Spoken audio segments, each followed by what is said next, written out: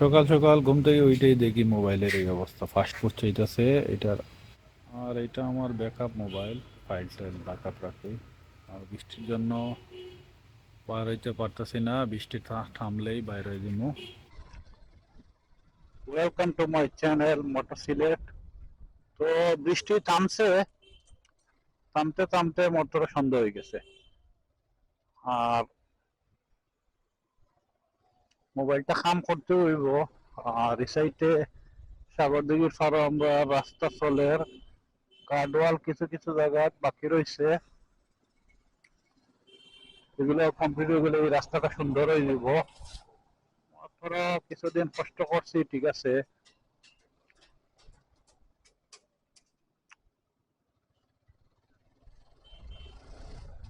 আর এই রাস্তা লইয়া 2 বছর ধরিয়া কত রিপোর্ট, কত সাংবাদিক, এত দীর্ঘ সময় ধরে কোনো এলাকা খাম আসতেছে না, এই রোড গুলো আসতেছে। তো এনিওয়ে, হঠাৎ করে মোবাইলটা সকালে উঠিয়া দেখি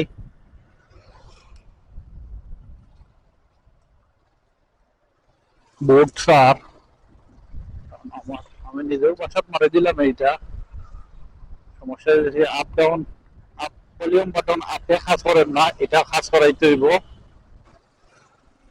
অটোর লেফট সাইডে হইল গিয়া শাহজালাল সাবর মাজার, এখানে পুরস্কার হইল গিয়া ভিতরের গেট শাহজালাল দরবার শরীফ। বৃষ্টি দেওয়ায় কিছুটা দুইল টুইল কমছে, ফ্রেশ একটা পাইপ আইছে। রাস্তাঘাটও দুইল টুইল থাকলে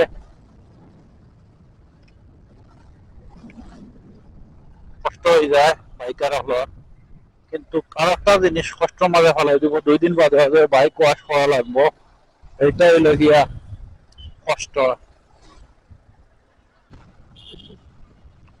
আরে সামনে পুলিশ মামা সিগন্যাল বিগনাল মারবো নি?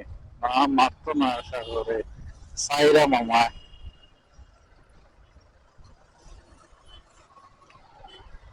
মামা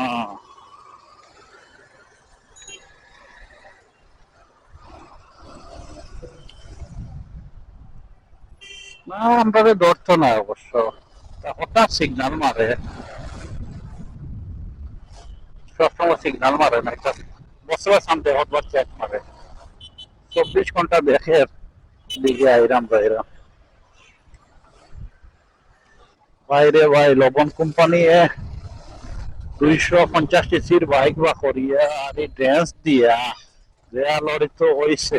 মানুষের বাইক কিটা চালাইতো, মানুষে নাচ গান দেখের খালি। রয়্যাল এনফিল্ডে অতটুকু আলোড়ন করছে না।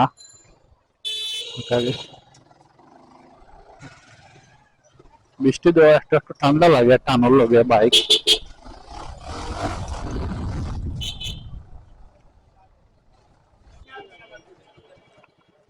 মামা কোন জায়গাতে আসতাম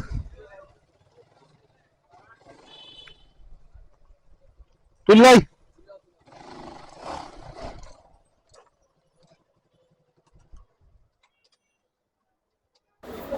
তো ভাই খাস করবো, খুব চেষ্টা করি।